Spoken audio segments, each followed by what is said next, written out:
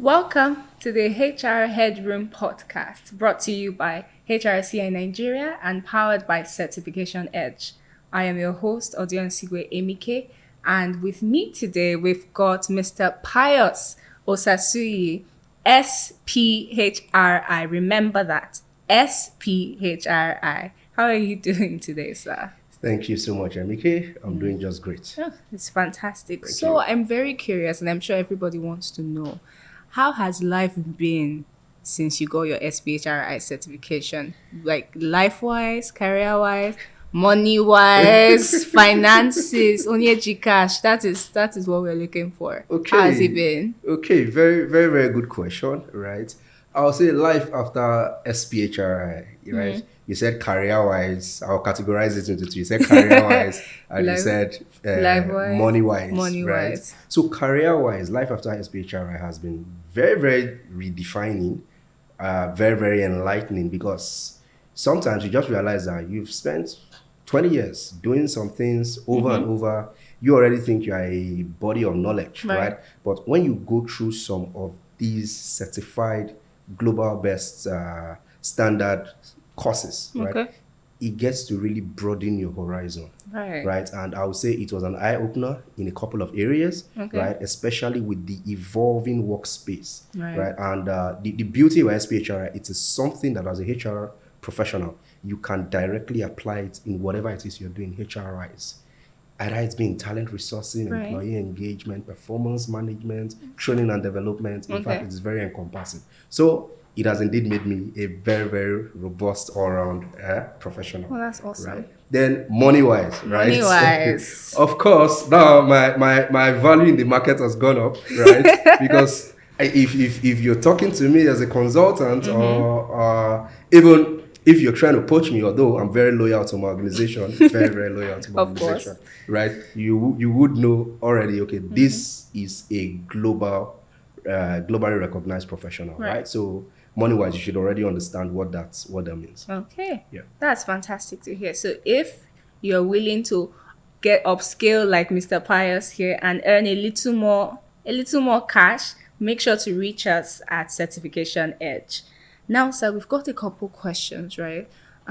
We're talking right now about high performers. Sometimes you get high performers in your company and you find out that at some point they start to disregard policy, right? Maybe they start to think they're a little bit indispensable, right? And that's something that I think every HR manager at some point has seen. So I'm just asking right now, just to lead that conversation, and for maybe people who don't know, how would you define, a high performer? Is it just the target he's meeting? Is it just the money he's bringing? What are the qualities that you say a high performer is supposed to have?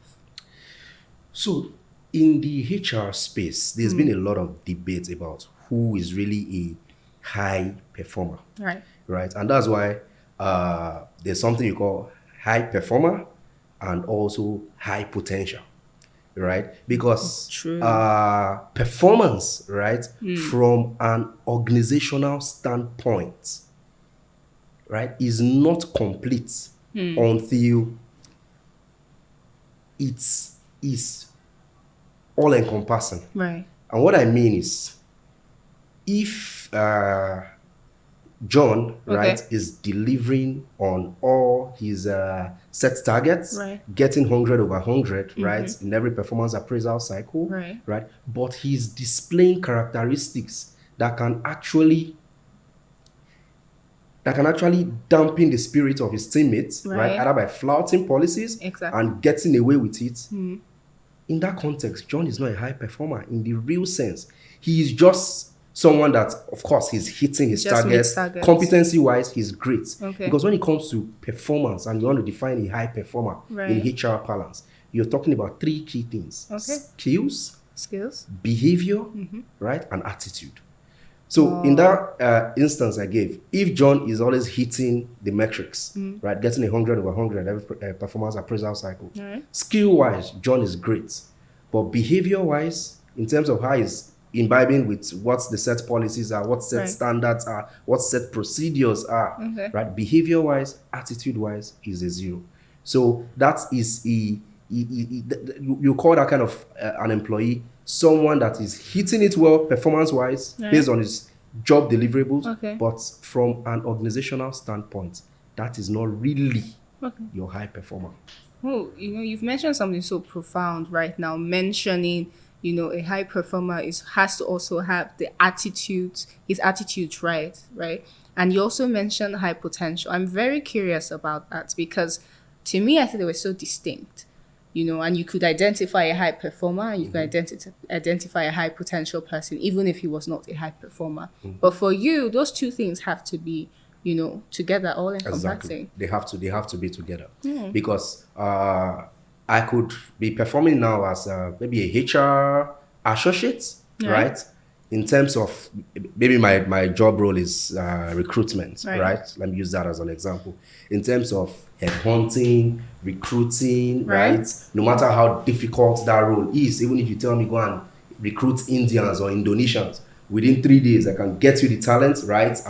And the organization makes that hire, right? And I'm hitting it so hard. But if on the soft skills, because the potential bit, we're not talking of leadership, because that is the end point. At the moment you get into any organization, the whole idea is that you're being nurtured as a talent, you're grown, right? Till you are able to attain that leadership skill, right? So, but if I am performing so well as a recruiter, hiring talent within the shortest turnaround time, but in terms of engagement with my team members, it is zero. In terms of following procedures, right? Take for example, I'm being told, let's hire people at a particular grade level, right? Let's say at officer level, right? But I end up turning within a very quick turnaround time. I end up getting the right candidate, but I bring that candidate at an associate level, which is which is the next level, and yes. How fast have I killed that task? I've killed that task within the very shortest time, really shortest turnaround time, right? But in terms of following the procedure for the kind of grade category that staff should come on board, but don't forget, I'm to hire that staff at an officer level. But guess what? I've now brought that staff at an associate level, which is going to cost the organization more.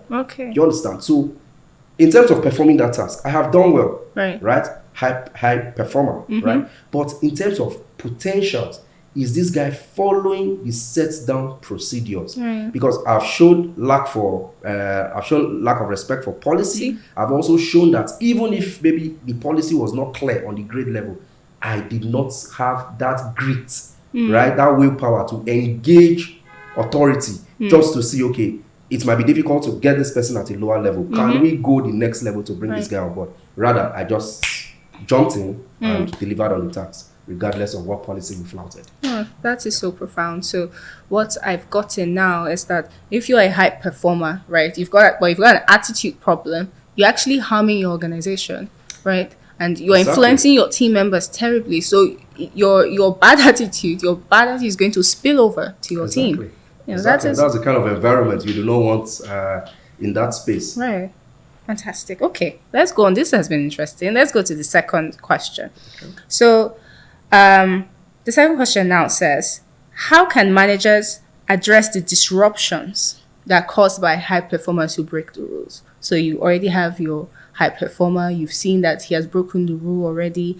They're achieving results. Well, how do you handle that? How do you see that, you set a 10 million target. He's hitting that target.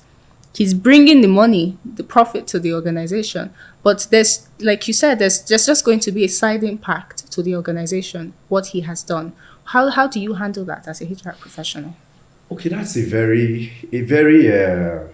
practical question, which most line managers today or HR managers today are facing, because with high performers, right?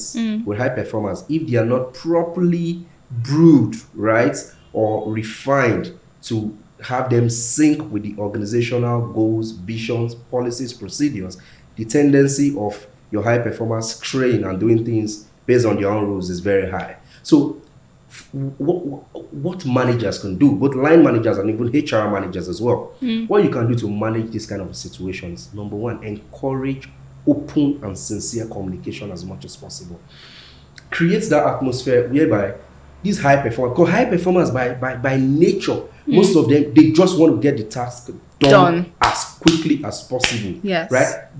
Not getting the task done. So an example is a high performer, right? If you tell a high performer, I'm giving you this task by Monday, please let it be ready by Friday. Trust me, that high performer has given himself Thursday deadline. Yes. And to him, how he would have done well with that deadline is by delivering on Wednesday. Whether he followed through the right processes, whether he cut corners or whatever it is, his own is, I've ticked this off, right? Did it impact? Yes, it impacted. With that scenario you gave a revenue type target scenario. Someone had a 10 million target. He's brought in that 10 million. Is the organization richer? Yes, the organization is richer in terms of revenues, right? But what are the impacts? So that's where you as a manager, you now come in, you encourage that open communication. Okay,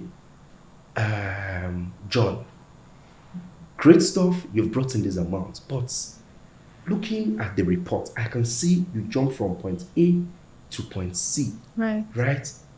Was there a challenge? What was the reason behind this? So that open, and I say open and sincere, because why it has to be sincere, you as a manager, you have to be discussing from a mindset of you want to shaping behavior to the from the negative to the positive, not in a overly critiquing manner, right? But when that communication is open and sincere, then you start seeing him saying, sir, this was a dependency. I was actually waiting for this team, maybe the project team or the compliance team to do this, and they really didn't come back as quickly as possible. And I had done my numbers, right? I'd looked at, okay, the impact of this dependency. This is what it will cost. So I just have to skip this.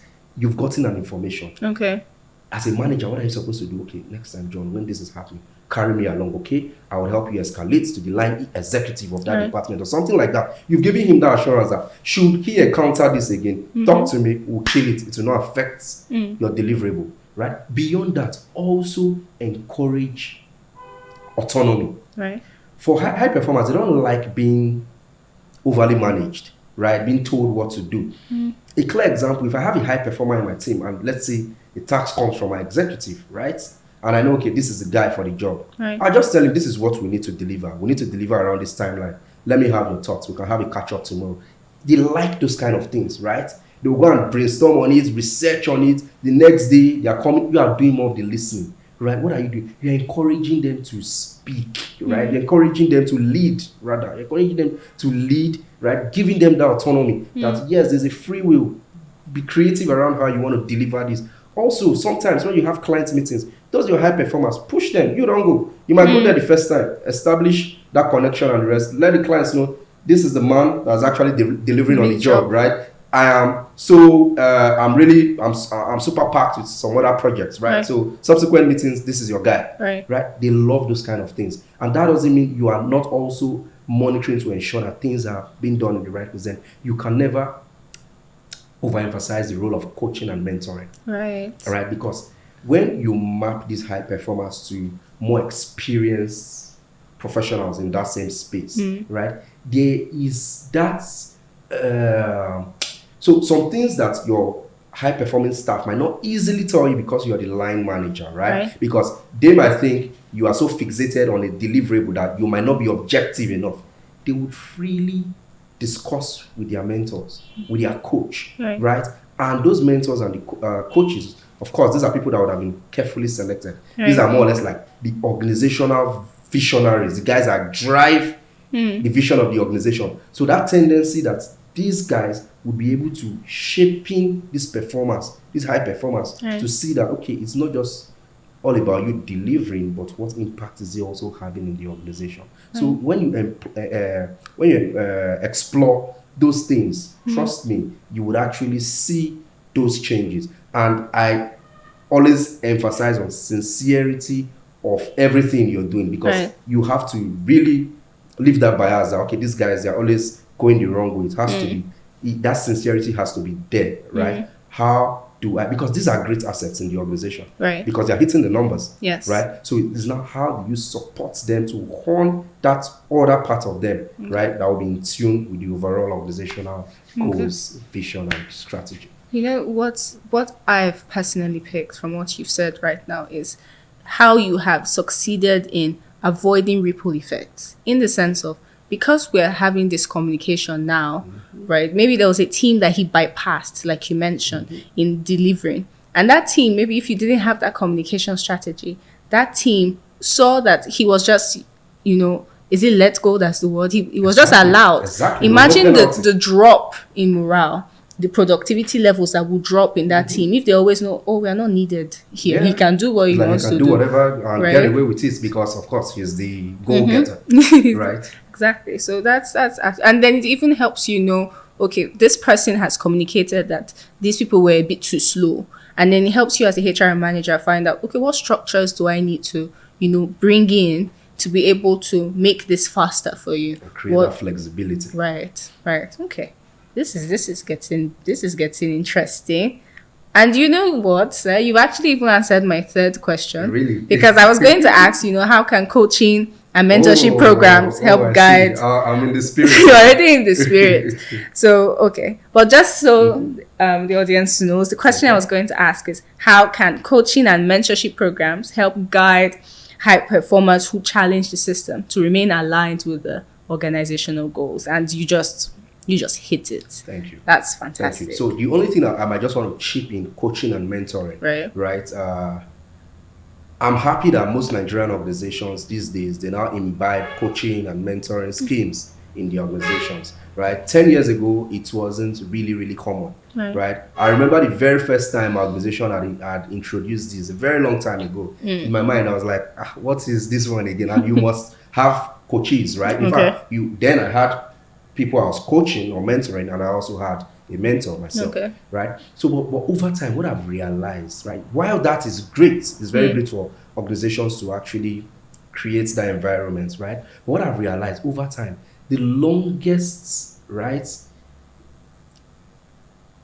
coaching or mentor-mentee relationships, the longest lasting ones, are those ones that are naturally built. When I say naturally built, so what I encourage organizations to do these days is create that platform, right? Where mentors and mentees can connect, right? Willfully. So it could be, okay, you have a set of mentor candidates, right?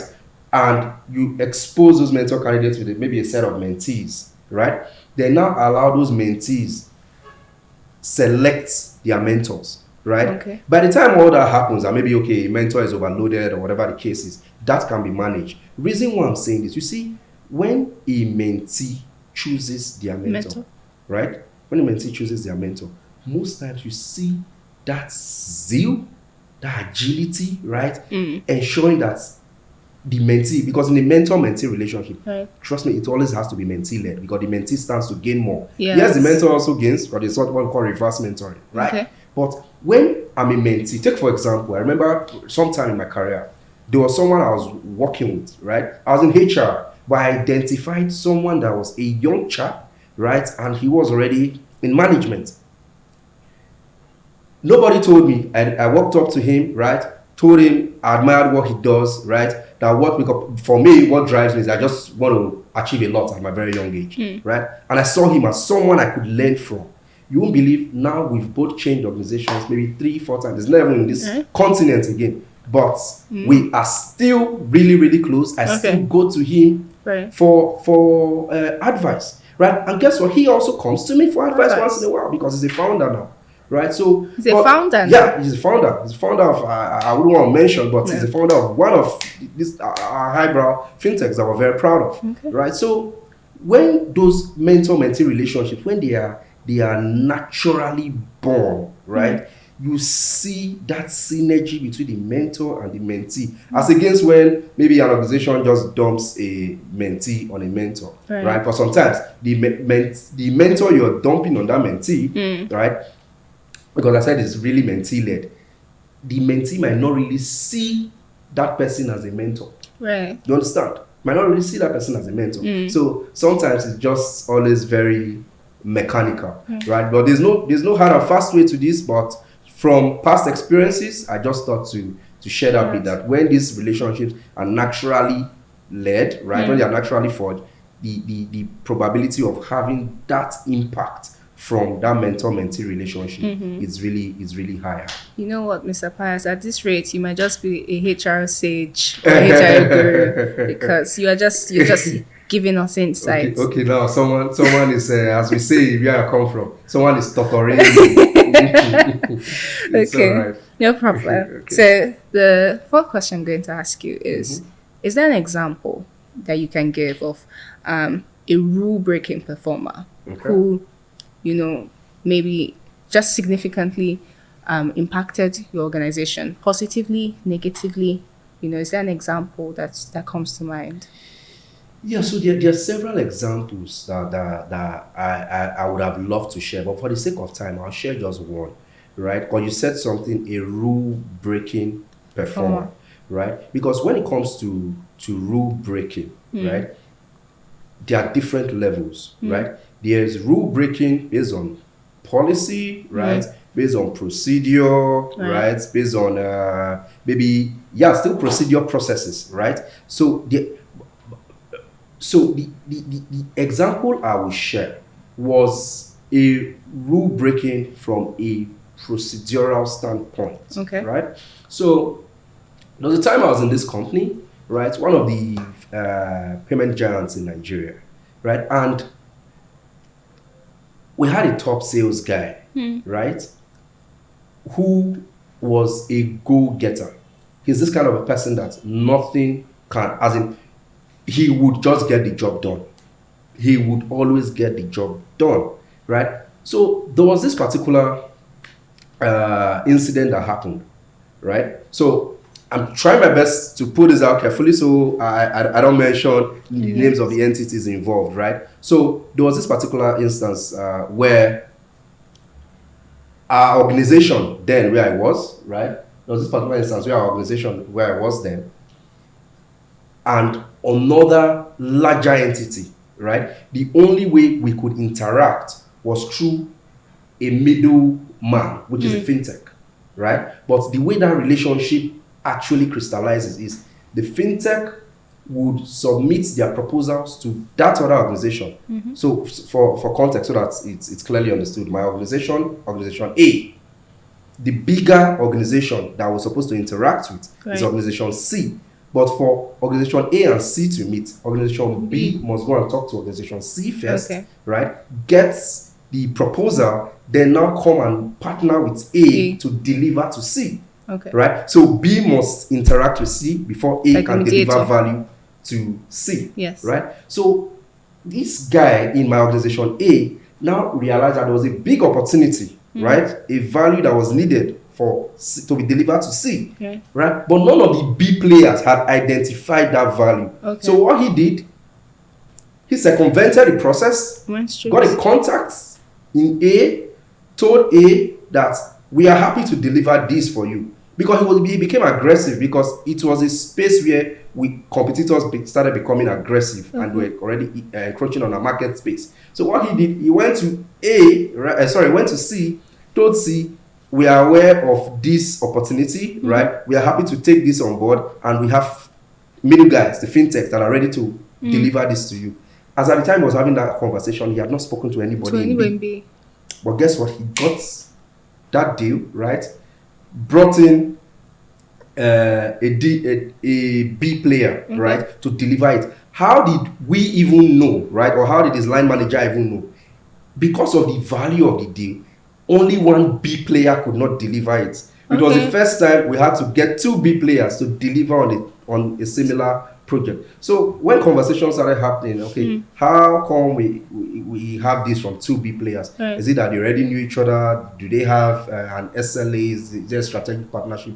After a lot of conversations, we got the revelation that this was how it happened, right? So that was a clear instance of how it impacted on the organization, right? But guess what? He actually went against the rules, right? But that is where that flexibility, and that's why to these organizations, we have to be very, very flexible as much as possible, right? We all heard of VUCA world, Bunny world, right? So the world is fast changing, and our approaches and methodologies too are fast changing, and change could come from anywhere. because of that, we had to look at that process again critically. Okay, what really stops us from going here? Is there a regulatory embargo? Right. Is there something, right? And that process was looked at. I, for one, I know because that was not my department, but because he was a close associate, so I knew what was happening there. But I knew he wasn't penalized. And we got that deal, and he was celebrated at the end. So that is a very clear example of a hyper that stuck to his rules and actually impacted. But again, that conversation is not fully here nor there. Yeah. It depends on the impact of what rule did he circumvent. Okay. If, for example, he did something that was ethically and morally wrong, right, in terms of the organization standard policies or ethical code of conduct, and yet we still got value, I'm not sure he would have been celebrated. Yes. Exactly.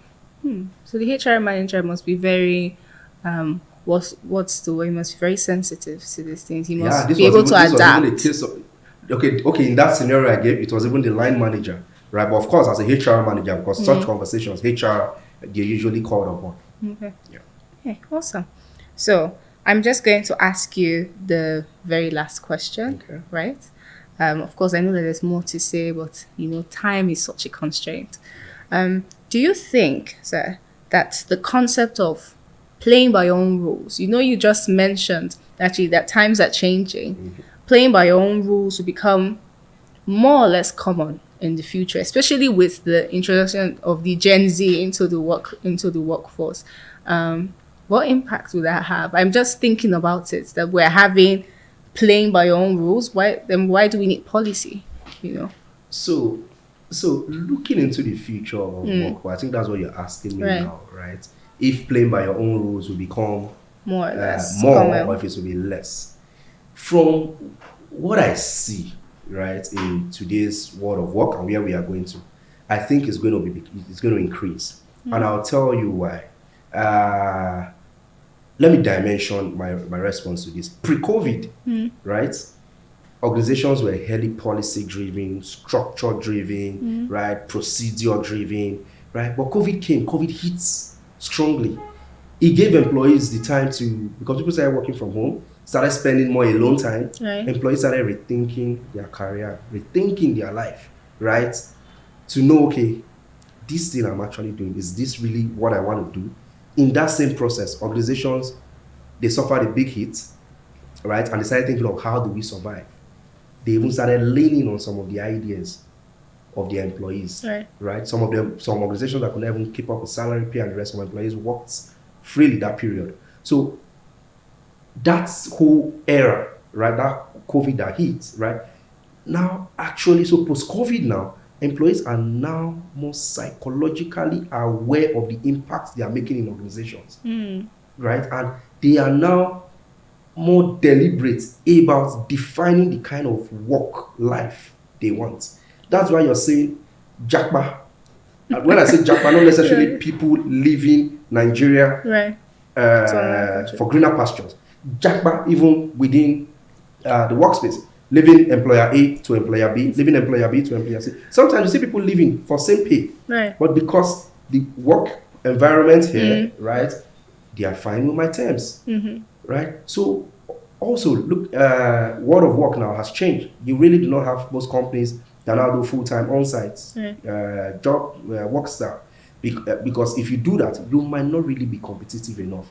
So in a nutshell, employees going into the future, looking at the Gen Zs, looking at how technology is impacting that space, right? How flex type jobs, how people are even doing more than 2 jobs, 3 jobs, and some employers are fine with it. People are doing freelancing.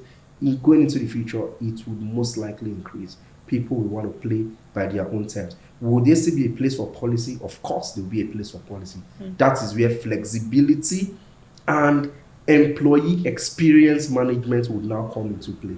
I have one prediction I always say, right? Going into the future, I can tell you for free, we will start having employee experience desk in most forward-leading institutions. The way you have human resource business partners today, or HR managers, or HR engagement managers, you will start having desk people that we call either HRX, right, or employee experience managers, or whatever nomenclature. But these are people that beyond the engagement, today was screaming engagement.